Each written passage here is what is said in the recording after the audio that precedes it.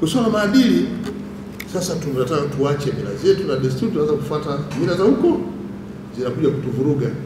Na tumeanza kuona dalili hizo, watu hufanya mambo ambayo hayafanani na mila zetu, na wasihi tuzingatie mila zetu, desturi zetu na tamaduni zetu, tuweze kuendeleza umoja na mshikamano tuliokuwa nao ndani ya taifa hili. Sitaki kuzungumza sana, sasa hivi angalau utulivu upo. Lakini miezi kama 7-8 iliyopita hapa kulikuwa na tafurani hapa ya kina Juma wanaishi pamoja, wakina Esther wanakuwa pamoja. Sasa utaratibu huu nimetumia tunaenda kuishi pamoja.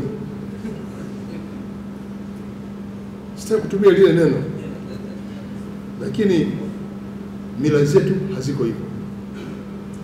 Tutaishi Juma na Esther. Nimetaka nianze kwa kumshukuru Mwenyezi Mungu aliyetupa afya njema, ametuwezesha leo kukutana hapa kwa ajili ya swala hii ya Ijumaa, lakini pia kwa lengo la kuja kuadhimisha siku hii ya uzinduzi wa nyumba yetu hii ya ibada. Napenda kutumia nafasi hii kuwapongeza sana wote waliowezesha kukamilisha ujenzi huu, akiwemo Sheikh Sharif Mkali ambaye ndio rais wa taasisi ya Al-Hekima, kwa mipango yake, kupitia vyanzo vyake, kupitia wafadhili waliofadhili. Hakika mmefanya jambo kubwa sana kutuandalia na kutengenezea nyumba kubwa kama hii kwa ajili ya ibada yetu. Nyumba hii kama ambavyo mwenyewe amesema muda mfupi uliopita, ni ya Waislamu wote, si yake, ya Waislamu wote. Na tunajua nyumba hii iko kwenye mtaa wa Yombo huko Temeke, si tu kwa ajili ya Wanayombo, lakini Muislamu yote, hata kama unapita njia na unaona umefika muda wa sala, basi utakuja hapa kwa ajili ya kuswali. Hili ni jambo jema la kuwafikiria waumini wa dini ya Kiislamu, ukatenga kiwango cha fedha, ukaomba msaada wa kiwango cha fedha kuja kujenga nyumba bora kabisa kama hii kwa ajili ya swala. Ndugu Waislamu wenzangu, leo tunapokuja hapa ni mwezi mtukufu ambao Waislamu wote duniani pamoja na hapa kwetu Tanzania tuko kwenye mfungo wa mwezi mtukufu. Mwezi huu una baraka zake, mwezi huu una karama zake. Tuendelee kuombeana kila laheri ili Mwenyezi Mungu aendelee kutuongezea baraka na hizo karama zote inshallah, ili tuweze kutekeleza yale yaliyo mema yanayompendeza yeye. Lakini mwezi huu ni mwezi unaotusihi Waislamu wote wahudumia wale ambao wana uhitaji na hawana uwezo wa kuyapata mahitaji, ikiwemo na kuwafuturisha, lakini pia kuwapa misaada mbalimbali, kuzingatia mifumo yao ya maisha. Kama una uwezo, msaidia apate kuishi, ili pia aendelee kuungana na Waislamu wengine katika kuliombea taifa hili, lakini pia na majirani na ndugu na jamaa. Ndugu zangu Waislamu na wageni waalikwa, msikiti ni kituo cha kiroho, lakini pia msikiti ni kituo cha jamii. Msikiti pia ni kituo cha kiutamaduni na ni nyumba kwa ajili ya ibada. Msikiti huwa unatoa nafasi kwa waumini kushirikiana katika ibada, lakini pia ni mahali pa kujifunzia yaliyo mema, na inafanya kazi mzuri sana kuijenga jamii kuwa na tabia ya upendo, tabia ya kutuweza kuhudumia jamii, tabia ambayo inaweza kujenga tabia kusaidiana pale ambapo watu wanapata matatizo, lakini kubwa zaidi ni eneo linalotoa elimu ya jumla. Msikiti huu utakuwa ni mahali pa kuunganisha watu, hasa Wanayombo, kutoa huduma za kiroho, Wanatemeke na jiji la Dar es Salaam pia, lakini pia uhamasisha umoja na mshikamano katika mtaa huu na maeneo yote kwa ujumla, na kupitia elimu inasambaza elimu hiyo ya ushirikiano, amani, utulivu katika nchi. Kwa upande wetu wa serikali, tunapoona nyumba kama hii imeandaliwa na inawakusanya pamoja Watanzania wenye imani moja, jambo hili huwa tunalifurahia sana. Na mimi nikiwa mbele yenu, nikiwa msaidizi wa rais wetu wa Jamhuri ya Muungano wa Tanzania, ambaye wakati wote anasisitiza umoja wetu, mshikamano wetu, upendo miongoni mwetu, basi tumia nafasi hii kupokea salamu za heri kutoka kwake, na haya mafundisho ambayo anatoa kila siku kwetu, na haya machache ambayo nitasema mie, tukiyazingatia, nchi hii itaendelea kuwa kwenye nafasi nzuri kabisa, nafasi ambayo inawafanya waliokosa fursa kukimbilia Tanzania, lakini sisi tusiwe sehemu ya watu wa kukimbia Tanzania kwenda huko walikotoka. Kwa nyumba hii ina thawabu kubwa kabisa kwa jukumu hilo. Ndugu zangu Waislamu na wageni waalikwa, viongozi mlioko hapa, Qur'an tukufu sura At-Tauba aya 9 mstari wa 18 inasema, naomba ninukuu: nyumba za Mwenyezi Mungu zinajengwa kwa ajili ya kumtukuza na kumwabudu yeye pekee. Qur'an tukufu inamaanisha kwamba ujenzi wa msikiti ni njia ya kumtunza Mwenyezi Mungu na kuwa nafasi ya kumwabudu kwa umoja.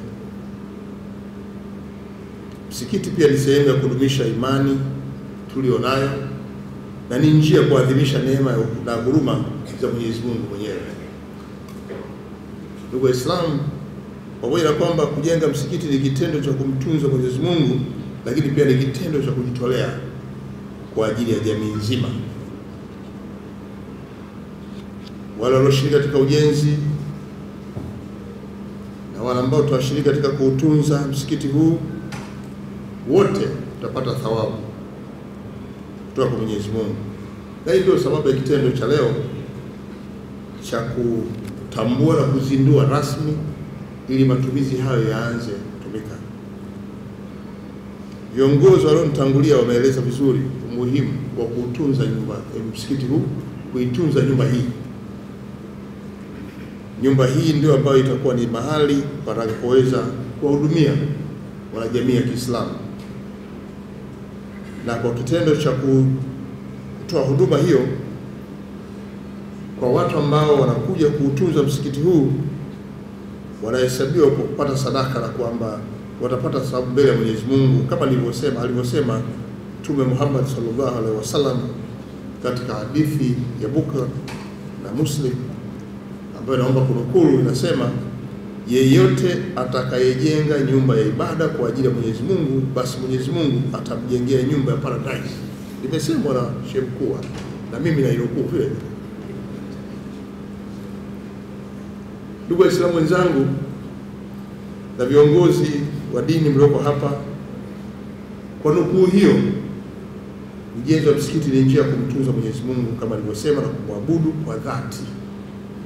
Mwenyezi Mungu anatutaka tuheshimu nyumba za ibada kwa sababu ni sehemu takatifu ambapo tunapata neema na baraka zote za kiroho.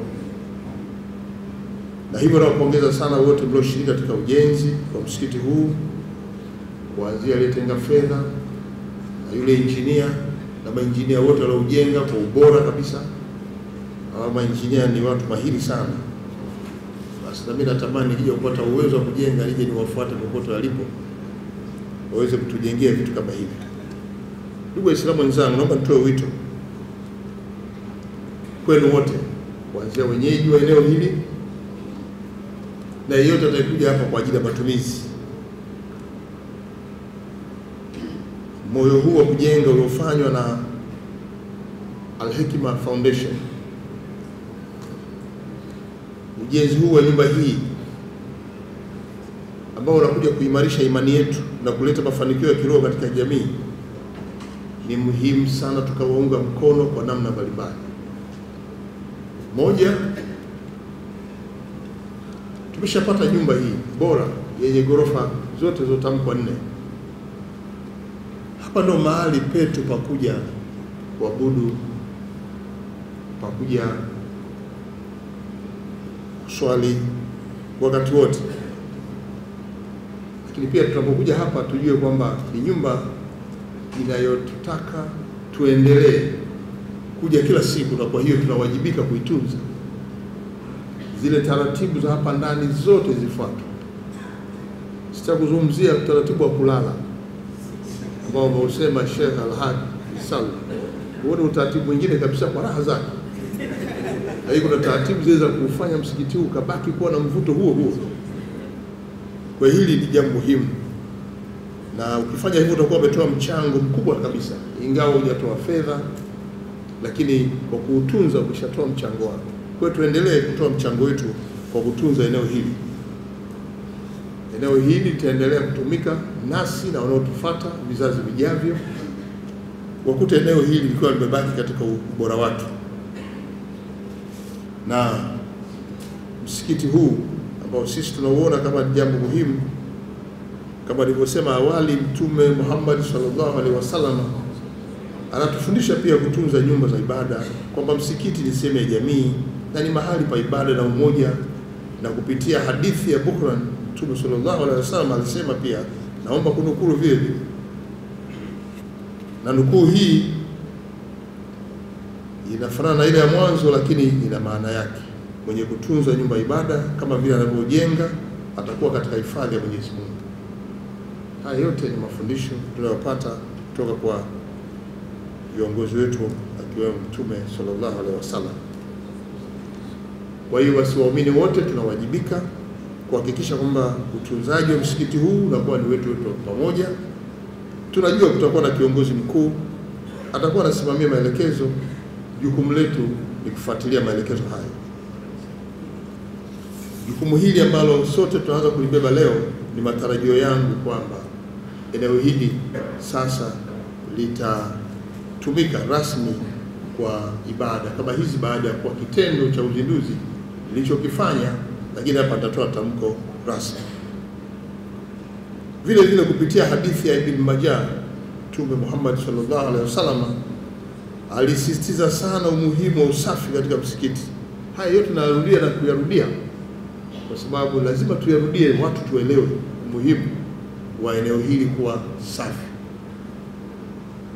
Anasema usafisha msikiti wakiwa wasafi, kwa kuwa msikiti ni nyumba ya Mwenyezi Mungu. Haya yote haya ni mafundisho tu yanayosisitiza umuhimu, na hii inaonyesha kwamba msikiti ni sehemu takatifu, na hivyo ni wajibu wetu sisi waumini kuhakikisha kuwa msikiti huu unakuwa mzuri, safi na unaovutia kama ambavyo tumeanza kuona sasa. Niendelee kuipongeza taasisi hii ya Al-Hikma na wadau wote waliochangia katika ujenzi. Taasisi ya Al-Hikma ni taasisi kongwe maarufu hapa nchini, ina viongozi wanaotambua umuhimu wa mshikamano, wanapenda kuungana na viongozi si tu wa madhehebu ya dini, lakini pia hata viongozi wa serikali. Ndio kwa sababu leo unaona mimi niko hapa. Wanaungana pia na jamii ya wafanyabiashara na wadau wengine ambao pia wanapenda mema, na Al-Hikma kwa mapenzi hayo mema wanaendelea kuboresha na kuimarisha mahusiano miongoni mwetu. Serikali nampongeza sana Sheikh Sharif Abubakar Abdulkadir kwa kitendo chako cha ubunifu huu. Ili eneo lilikuwa lina kama vile kulikuwa na takataka, ilikuwa dampo hapa na kuelekea kule chini hapo mbele kulikuwa na ndio eneo la kutupia pumba za punga. Tulipokutana mwaka 2017 waliliomba ili eneo, lakini Temeke walisema liwe la wazi, lakini ndio limekuwa ndio dampo. Sasa uwazi wa dampo ulikuwa una tija kwenye eneo la katikati ya jiji kama hili. Tukatoa kibali pajengwe jengo lenye tuseme tumie lugha gani nzuri, lakini ambalo litatuletea maslahi manufaa kwetu. Leo nimekuja hapa, nimefurahi sana. Nishapita huko watu wangu napita sana. Tulikuwa tujakuta kitu kizuri kama hiki. Nilianza kuiona kwenye mtandao. Nilipoalikwa nikakosa nafasi, kama fadhali naomba unipangie siku nyingine ukakibidhika. Leo nilipotoka Tabora. Na nikitoka hapa naenda Ruangwa kufuturisha. Kwa hiyo jambo hili ni muhimu sana, ndio kwa sababu nimekata ratiba hii na kuhakikisha kwamba kila mahali napita ili kuungana nanyi kwa jambo jema ambalo mmelifanya. Huu ni mchango mkubwa sana katika maendeleo ya jamii. Na tunawashukuru kwa kuonyesha mfano wa kujitolea kwa jamii yetu. Endeleeni na moyo huo. Mwenyezi Mungu atawaongezea hapo mnapotoa. Napohitimisha hotuba yangu, naomba nitumie nafasi hii kusisitiza masuala machache ambayo serikali inahitaji ushirikiano wenu, ndugu wa Tanzania, ndugu waumini na wananchi wote kwa ujumla. Nchi hii bado inahitaji kuwa na amani na utulivu miongoni mwetu, ushirikiano miongoni mwetu, kama ambavyo Sheikh Mkuu na Mufti wa Tanzania ameeleza. Tunahitaji tuachane na mambo ambayo hayapendezi kwenye jamii, hata pia hayapendezi Mwenyezi Mungu. Migogoro, fitna na mambo ambayo yanamhudhunisha mwenzetu na kushindwa kuendelea na shughuli zake za kuboresha familia yake. Haya mambo Mwenyezi Mungu huwa hayapendi, na ukiendelea kuyafanya lazima atakuja kukuonyesha siku kwamba hili huwa silitaki. Sisi kama serikali tunasisitiza na tunaomba sana viongozi wa dini tuhubiri jambo hili la amani na mshikamano katika nchi. Tunajua mnafanya, lakini wasihi endeleeni. Niombeni taifa hili wakati wote. Kila unapopata nafasi ya kuingia kwenye nyumba ibada moja, baada ya kumaliza swala kawaida, pata muda wa kuliombea taifa hili, ili utulivu huu tulionao sasa uendelee. Fikiria hapa sasa tumetulia hivi, roho yetu tumetulia safi kabisa. Afu ndio bomu linaanguka hapo. Unakimbilia wapi? Unapitia mlango gani? Hiyo adha. Yani tuachane na mambo yote ambayo yatatuletea adha kwenye maisha yetu ya kila siku. Serikali inapata faraja sana inapoona viongozi wa dini wakati wote mkihubiri amani na mshikamano. Na mmefika mahali pia mmeunda hata taasisi za kukutanisha viongozi wa dini kuzungumza lugha moja tu ya amani na mshikamano katika taifa. Jambo hili haliko kwenye nchi nyingine, unalikuta Tanzania tu. Mwenyezi Mungu taifa hili amelipenda sana. Kwa sisi tusisahau kwa kupenzi huo, lazima tuendelee kuyadumisha mapenzi hayo ili taifa hili liwe ni mahali pa uhakika wa kila mmoja. Leo tuna vijana hawa wanakuja kwenye mashindano yetu ya Qur'ani kesho kutwa. Kiwauliza hawa wamekuja wengine wiki iliyopita, wengine wamekuja jana, wengine wako njiani wanakuja. Wazazi wao wamewalipia nauli kuwatoa kwenye hilo bara walikotoka. Wengine wametoka Marekani, Uingereza, Australia, wako hapa Tanzania. Nataka niwaambie wazazi wao kwa namna wanavyojua Tanzania, wamebaki kwao kwa amani kabisa. Anajua mtoto ameenda kwenye nchi yenye amani kabisa. Na tutakuwa nao, wataishi hapa. Na nyie mkishamaliza kusoma Qur'an wala msirudi nyumbani, baki tu Tanzania. Takbir! Allah. Tanzania hii Mwenyezi Mungu amejalia, ametupa vivutio vingi. Kishamaliza basi fanya ziara Zanzibar, muone mchanga mweupe. Alafu mruke kwa ndege au mpande train Dodoma, nendeni kanda kaskazini, huko kuna mbuga na wanyama tofauti ambao wako kwenu, wako Tanzania, nchi yenye amani. Takbir! Allah.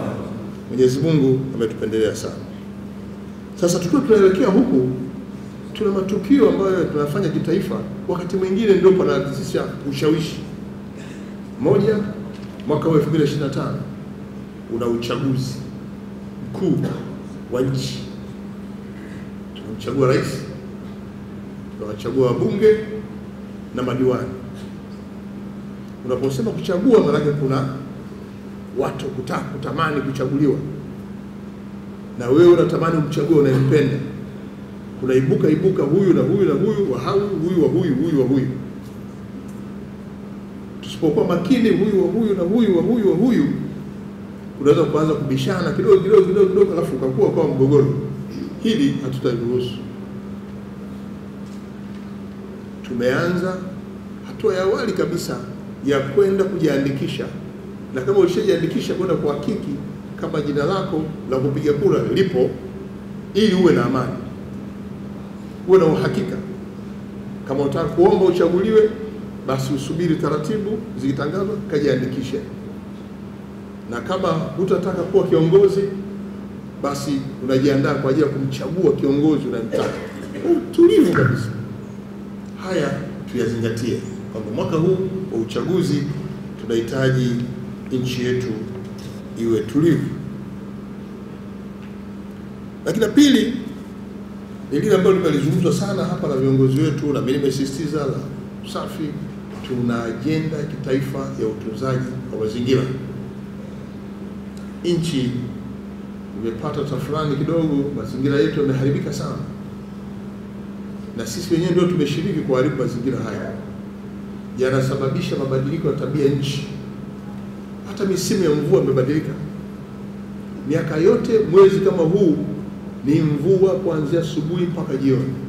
Leo hii hatuna mvua, na zikija za kuja nyingi zinateza mafuriko, afu inaleta tafurani tena. Haya ni mabadiliko ya tabia nchi, na ni kwa sababu tulishiriki kukata miti hovyo na kuacha majangwa na miti maeneo machache. Kwa hiyo haya tumeona sisi tuiweke kama ajenda ya Watanzania wote, mimi na wewe, tusimamie mazingira yetu kubaki kama yalivyo. Pale ambapo kuna miti itunzwe, kama inakatwa tukate kwa utaratibu. Hili jambo muhimu, na viongozi wa dini mchukue hii kama ajenda. Sisi serikali tunazungumza, viongozi wa dini wanazungumza, ili Watanzania waweze kutuelewa. Na sisi tunawataka nyewe mzungumze. Nyewe mna nguvu sana, mnasikika sana, na watu wanaamini sana kauli yako. Hapo umezungumza jambo hapa, kila mmoja ameondoka nalo amefurahi, hata mimi nimekuamini sana. Kwa hiyo tuendelee tutumie ajenda hizi kwa ajili ya kuokoa mazingira tulionayo katika nchi. Liko jingine hili ambalo nalifanya la maadili ndani ya nchi. Tumekumbwa na mkanganyiko wa tufate nini, tuache nini kwenye maadili. Lakini nataka nisisitize, sisi wa Tanzania tuna utamaduni wetu, tuna mila zetu, tuna desturi zetu. Haya mambo haya ndio yaliyotufanya sisi tuendelee kuwa hapa leo tukiwa watulivu, kwa sababu desturi zake na utamaduni wake. Na sisi tuna makabila zaidi ya 126, lakini bado tumetulia, tunaishi pamoja, tunazungumza, tunatumia lugha moja, inatuunganisha na hakuna mwenye mashaka. Na leo hii wa Tanzania, ukiwa Dar es Salaam, ukiamua kwenda Rukwa, unakwenda tu, unapokelewa, unalala, unakaa, unaishi, unarudi. Ukiwa kutoka Rukwa unaenda Kilimanjaro, unakaa huko, unafanya shughuli zako, hakuna shida hiyo. Jambo hili huwezi kukuta mahali pengine. Kusoma maadili, sasa tunataka tuache mila zetu na desturi, tuanze kufuata mila za huko, zinakuja kutuvuruga. Na tumeanza kuona dalili hizo, watu hufanya mambo ambayo hayafanani na mila zetu. Na wasihi tuzingatie mila zetu, desturi zetu na tamaduni zetu, tuweze kuendeleza umoja na mshikamano tuliokuwa nao ndani ya taifa hili. Sitaki kuzungumza sana sasa hivi, angalau utulivu upo. Lakini miezi kama 7-8 iliyopita hapa kulikuwa na tafurani hapa ya kina Juma, wanaishi pamoja, wakina Esther wanakuwa pamoja. Sasa utaratibu huu nimetumia, tunaenda kuishi pamoja. Sitaki kutumia lile neno, lakini mila zetu haziko hivyo. Tutaishi Juma na Esther. Mwisho kabisa, huu mwezi mtukufu niwaombee sana Waislamu wenzangu. Mwenyezi Mungu aendelee kuwapa baraka na heri, awaepushe kwa yale yote ambayo yapendezi Mwenyezi Mungu. Afya zenu zimarike. Basi na nyie tuombee. Huku serikalini sisi tunaanza kuwasihi tumuombee sana rais wetu Mheshimiwa Dr. Samia Suluhu Hassan, afanye kazi yake kwa utulivu. Mwenyezi Mungu ampe utulivu, ampe huruma, amuongezee uwezo wa kuliongoza taifa hili. Alafu ikiwapendeza na sisi wasaidizi tumsaidie vizuri yeye. Kituombea tutapata utulivu, tutamsaidia vizuri Mheshimiwa Rais. Jukumu hili wote mnaliweza, kila mmoja. Basi muendelee nalo. Kwa baada ya kusema haya, sasa nitamke rasmi tendo lilofanya nje la kutamka kwamba leo tarehe 14 ya mwezi wa 3 2025, msikiti mkubwa kabisa wa kisasa uliojengwa eneo la Yombo hapa Temeke umezinduliwa rasmi. Asante sana kwa kunisikiliza.